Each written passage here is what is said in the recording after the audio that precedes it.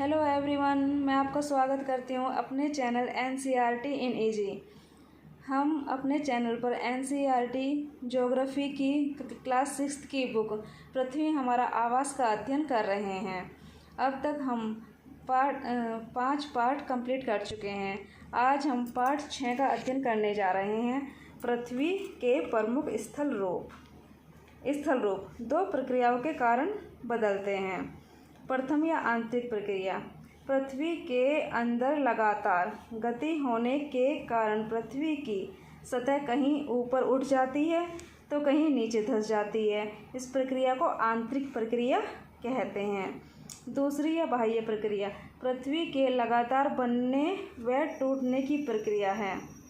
अपरदन। पृथ्वी की सतह के टूटकर घिस जाने को अपरदन कहते हैं। पृथ्वी की सतह के टूटकर घिस जाने को क्या कहते हैं? अपरदन कहते हैं। निक्षेपण।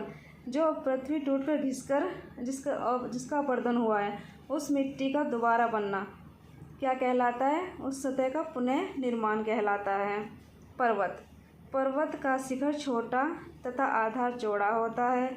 ये आसपास के क्षेत्र से ऊंचे उठे होते हैं। जैसे समतल मैदान होते हैं तो ये उससे ऊंचे उठे होते हैं। ये बहुत ऊंचे भी होते हैं। हिमानी। पर्वतों पर जमी रहने वाली बर्फ़ की नदियाँ हिमानी कहलाती हैं। पर्वतीय क्षेत्रों में कृषि योग्य भूमि की कमी होती है। श्रृंखला। पर्वत के एक रेखा के क्रम में व्यवस्थित होना पर्वत श्रृंखला होती है। हिमालय, आल्प्स तथा एंडीज। हिमालय कहाँ पर है? यूरोप में है। आल्प्स एशिया में है तथा एंडीज दक्षिण अमेरिका की पर्वत श्रृंखलाएं हैं। पर्वत 3 प्रकार के होते हैं। पर्वत कितने प्रकार के होते हैं? 3 प्रकार के होते हैं। वलित पर्वत, बरसोंत पर्वत और ज्वालामुखी पर्वत। पर्वत कितने प्रकार के होते हैं? 3 प्रकार के होते हैं। हिमालय तथा आल्प्स। हिमालय तथा आल्प्स वलित पर्वत हैं जिनकी सतह उबड़ खाबड़ तथा शिखर शंक्वाकार है। मतलब जो वलित पर्वत के कौन कौन से उदाहरण हैं? हिमालय तथा आल्प्स वलित पर्वत के उदाहरण हैं। भारत की अरावली श्रृंखला विश्व की सबसे पुरानी वलित श्रृंखला है। भारत की अरावली श्रृंखला विश्व की सबसे पुरानी वलित श्रृंखला है। उत्तर अमेरिका का अपलेशियन तथा रूस के यूराल पर्वत गोलाकार दिखाई देते हैं एवं इनकी ऊंचाई कम है। ये बहुत पुराने वलित पर्वत हैं। तो वलित पर्वत के कौन कौन से उदाहरण हैं? एक तो हिमालय तथा आल्प्स हैं और भारत की कौन सी श्रृंखला है? अरावली श्रृंखला, जो विश्व की सबसे पुरानी विश्व की सबसे पुरानी वलित श्रृंखला है। उधर उत्तर अमेरिका का अपलेशियन तथा रूस के यूराल पर्वत भी पुराने वलित पर्वत के ही उदाहरण हैं। बरसोंत पर्वत। बहुत बड़ा भाग टूट जाता है तथा ऊर्ध्वाधर रूप से विस्थापित हो जाता है। ऊपर उठे खंड को उत्खंड, हास्ट तथा नीचे धंसे खंडों को द्रोणिका भ्रंश ग्रोबन कहा जाता है। यूरोप की राइन घाटी तथा वोस्जेंस पर्वत बरसोंत पर्वत के उदाहरण हैं। ज्वालामुखी पर्वत। ज्वालामुखी क्रियाओं के कारण बनते हैं। अफ्रीका का माउंट किलिमंजारो तथा जापान का फ्यूजियामा ज्वालामुखी पर्वत के ही उदाहरण हैं। ज्वालामुखी पर्वत ज्वालामुखी क्रियाओं के कारण बनते हैं और अफ्रीका का माउंट किलिमंजारो तथा जापान का फ्यूजियामा ज्वालामुखी पर्वत के ही उदाहरण हैं। दोस्तों, ये परीक्षा में पूछे जाने वाले प्रश्न हैं। जैसे यूपी टेट और सी टेट में इन पर्वतों के उदाहरण पूछ लिए जाते हैं। जैसे माउंट किलिमंजारो किसका उदाहरण है? कौन से पर्वत का उदाहरण है? ज्वालामुखी का है या फिर बरसोंत पर्वत का है या वलित पर्वत का है? या फिर हिमालय तथा आल्प्स को पूछ लेते हैं कि ये कौन से पर्वत का उदाहरण है। इस तरह से ये एग्जाम में इनसे क्वेश्चन बनते हैं। पर्वत जल के संग्रहार होते हैं। पर्वत क्या होते हैं? जल के संग्रहार होते हैं। पर्वतों का जल का उपयोग सिंचाई तथा पनबिजली यानी कि बिजली को बनाने के उत्पादन में किया जाता है। अलग अलग प्रकार की वनस्पतियाँ तथा जीव जंतु पाए जाते हैं।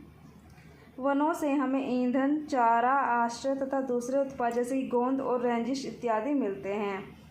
पर्वतों पर हम क्या क्या कर सकते हैं? Paragliding, hang gliding, river rafting तथा स्कीइंग पर्वत खेल हैं। यहाँ पर ये सब इनके खेल हैं। पठार, उठी हुई सपाट भूमि। पठार क्या होता है? उठी हुई सपाट भूमि होती है। भारत में दक्कन पठार पुराने पठारों में से एक है। यानी कि भारत का जो दक्कन का पठार है वो क्या है? पुराने पठारों में से एक है। दोस्तों ये भी एक इम्पोर्टेंट प्रश्न बनता है एग्जाम की दृष्टि से।